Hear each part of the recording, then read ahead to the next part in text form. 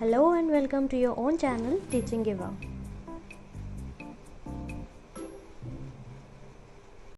Hello everyone, hope you are good. आज हम worksheet number 24 start कर रहे हैं, जो आपके सब्जेक्ट साइंस की for class 10th।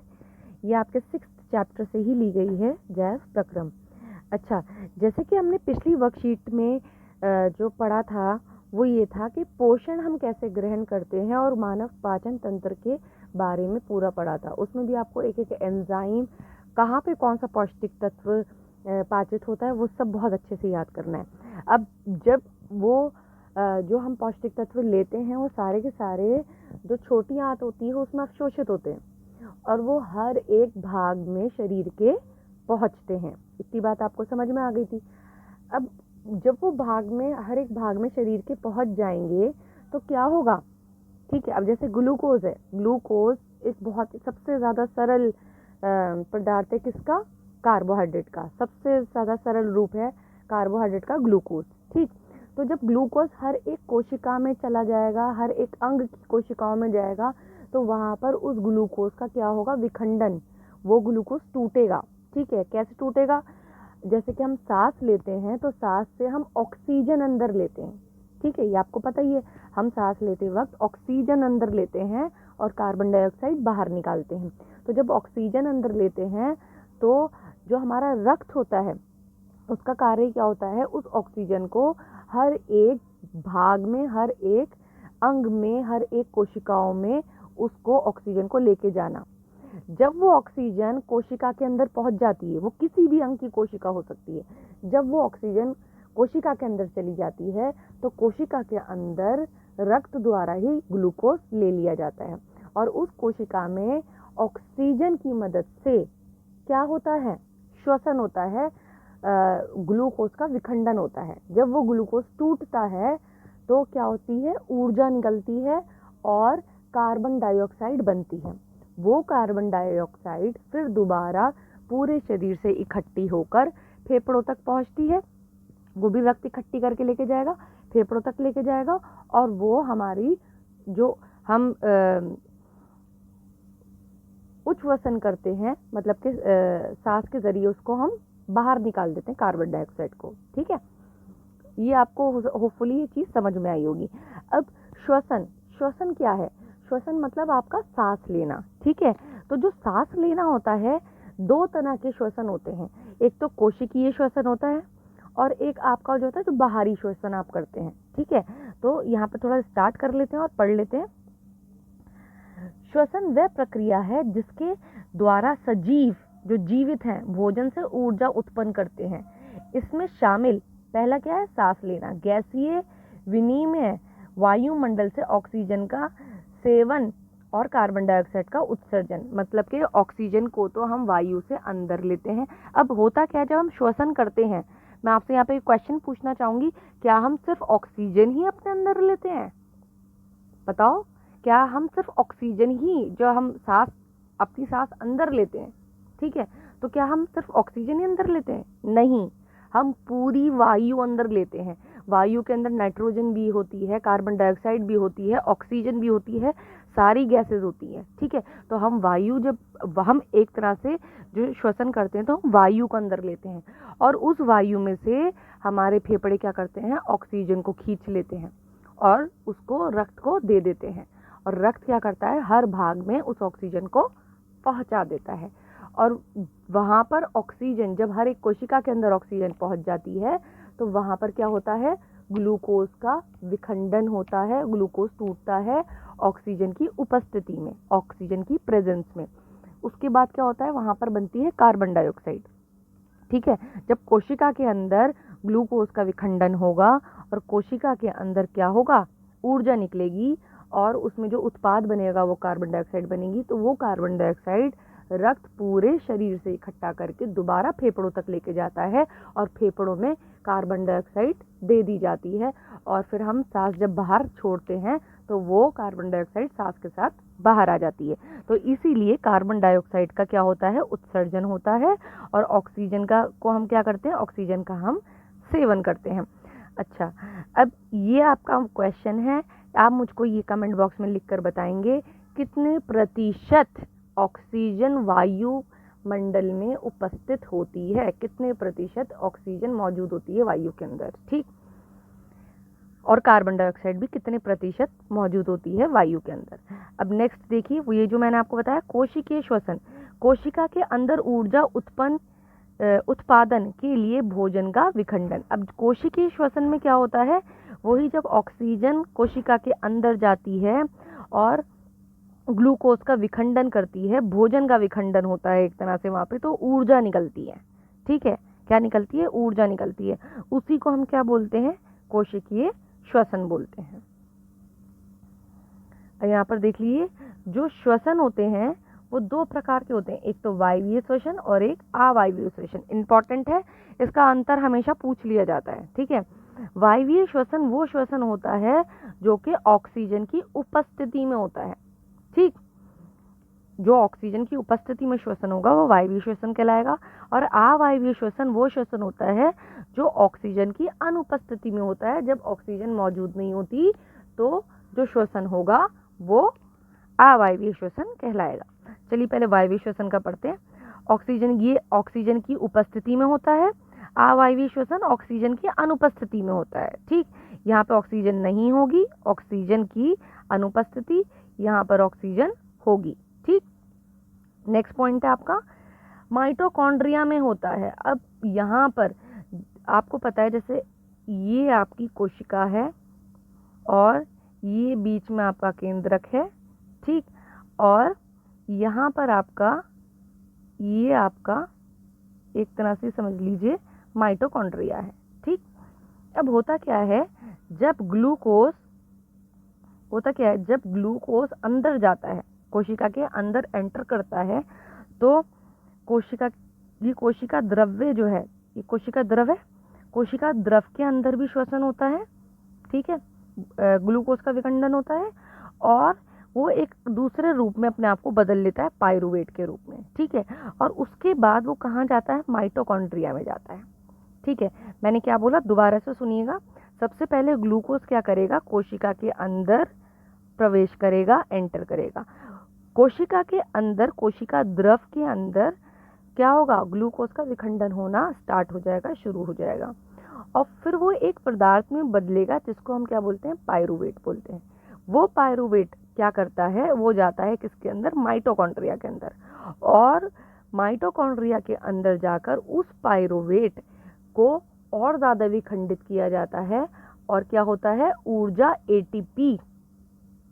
ATP mitochondria के अंदर बनता है, ठीक है, उसी से, राइट।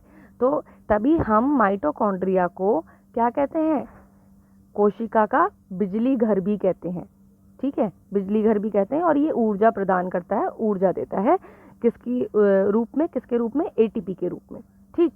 तो माइटोकॉन्ड्रिया में होता है। तो वायवीय श्वसन जो होगा वो माइटोकॉन्ड्रिया में होगा।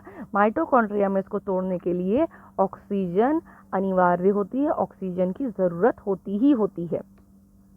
यहाँ पर देखते हैं, कोशिका द्रव और विशेषकर ईस्ट कोशिकाओं में होता है। वही चीज़ जो मैंने आपको बताई थी, कोशिका द्रव में ज़रूरत नहीं होती है ऑक्सीजन के विखंडन की, ऑक्सीजन के विखंडन की ज़रूरत माइटोकॉन्ड्रिया के अंदर होती है, ठीक है। तो अवायवीय श्वसन जो होता है वो कोशिका द्रव में भी हो जाता है और ईस्ट की जो कोशिकाएं होती हैं उसके अंदर भी हो जाता है। तो ये एक तरह से उदाहरण है कि आपसे पूछा जा सकता है अवायवीय श्वसन कहाँ होता है, और जो हमारे शरीर में मांसपेशियां होती हैं उसके अंदर भी अवायवीय श्वसन होता है।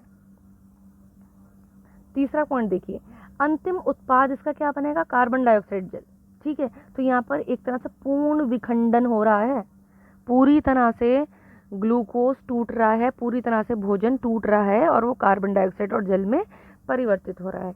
वहीं पे जो अवायवीय श्वसन होता है तो उसमें अंतिम उत्पाद क्या होता है, अल्कोहल या लैक्टिक अम्ल, ये दो होते हैं।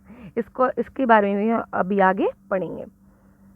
अगला देख लेते हैं, ग्लूकोज का पूर्ण उपचयन, मतलब कि पूर्ण ऑक्सीडेशन, पूरी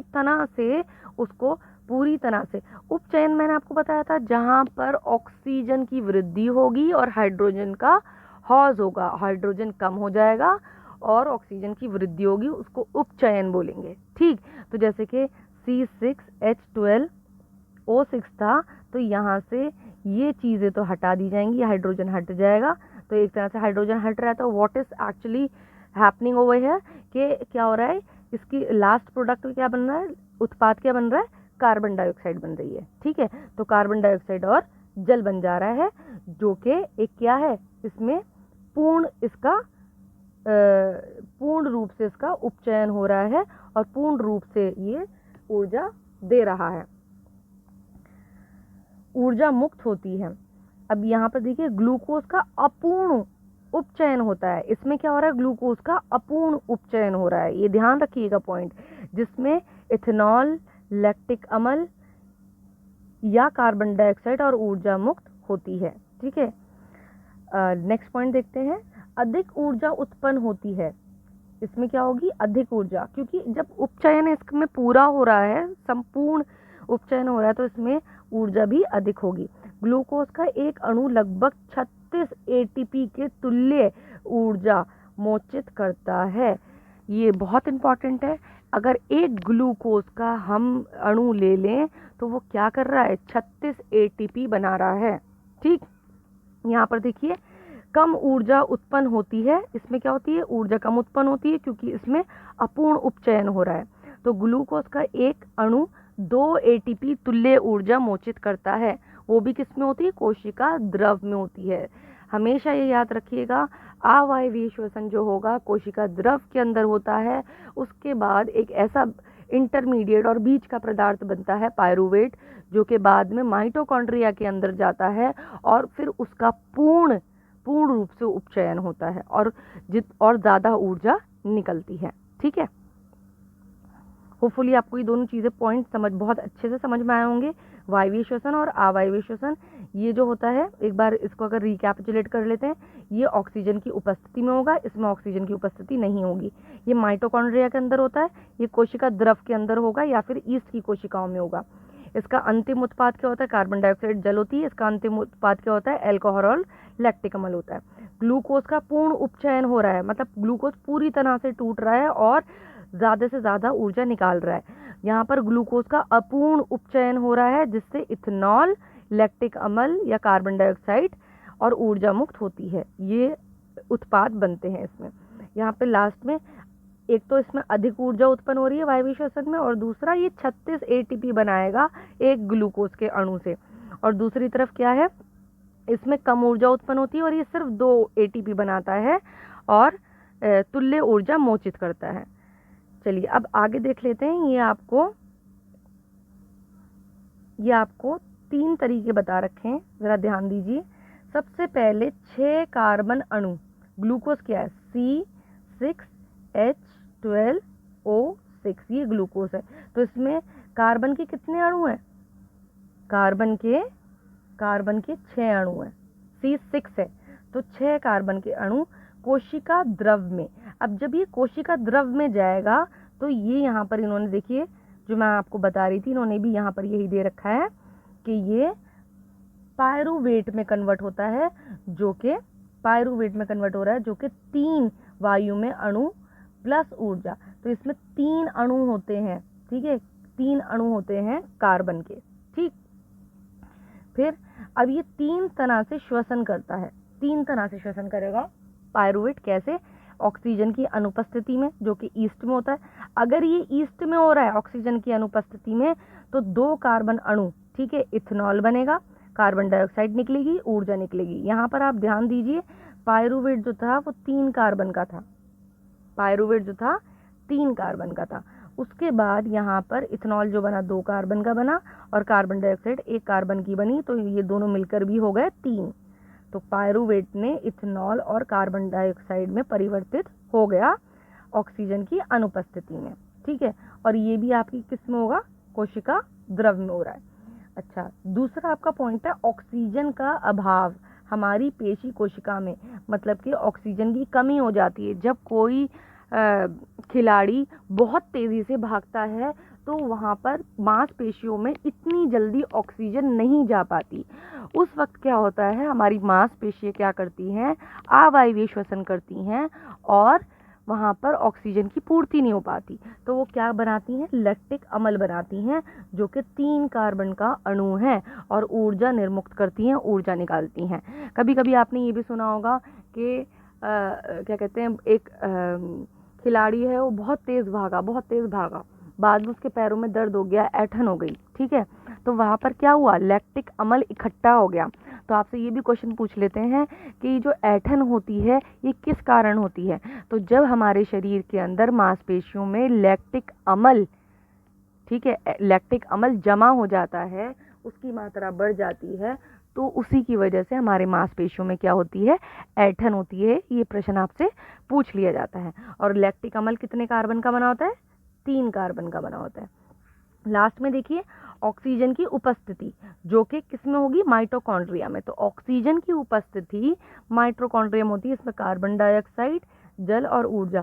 तो आप ये जानते हैं कि डायरेक्ट जब इससे कार्बन डाइऑक्साइड निकलेगी, कार्बन डाइऑक्साइड का यहाँ पर जो कार्बन डाइऑक्साइड निकली, कार्बन डाइऑक्साइड में 1 कार्बन होता है, ठीक है, तो ये इस तरह से समझ लो, एक कार्बन, ये एक पायरुवेट से 3 कार्बन डाइऑक्साइड निकल जाएगी। तो और क्या कहते हैं, एक ग्लूकोज से कितनी निकल सकती हैं, कितने कार्बन है एक ग्लूकोज में, 6।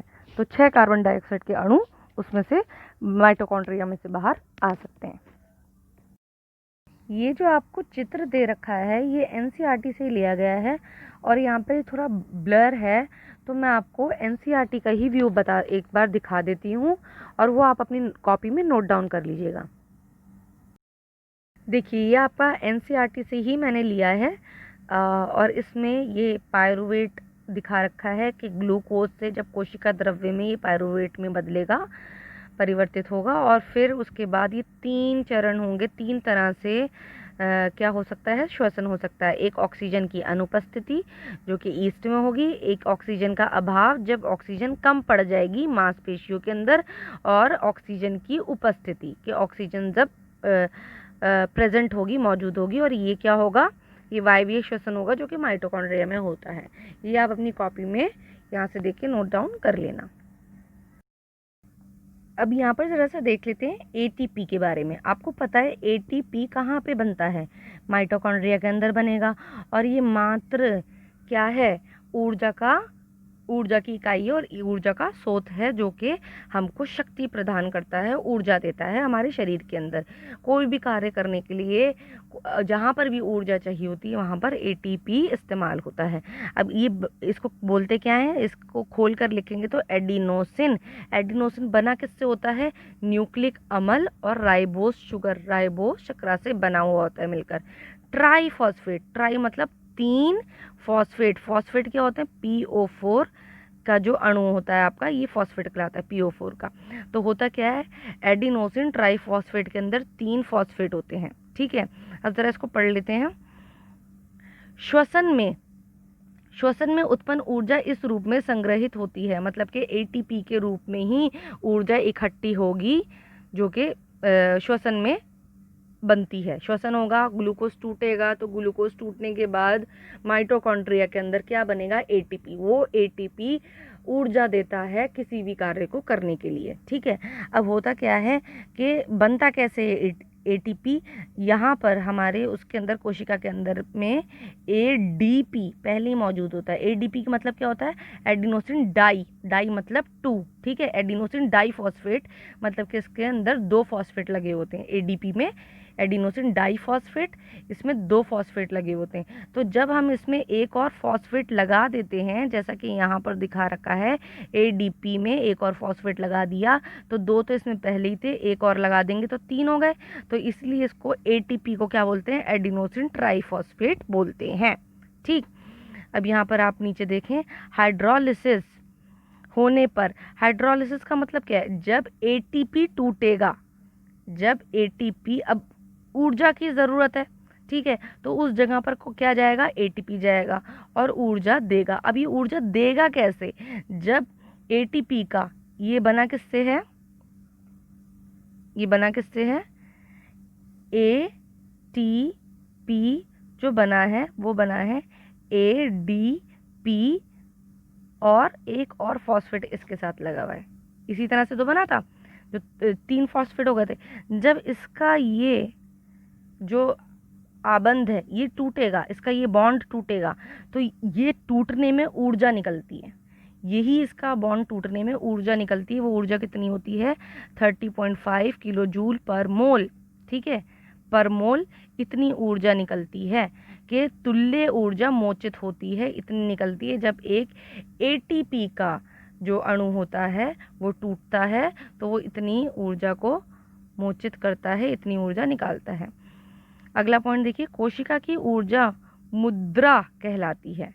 ठीक है, कोशिका की ऊर्जा क्या कहलाती है? मुद्रा कहलाती है।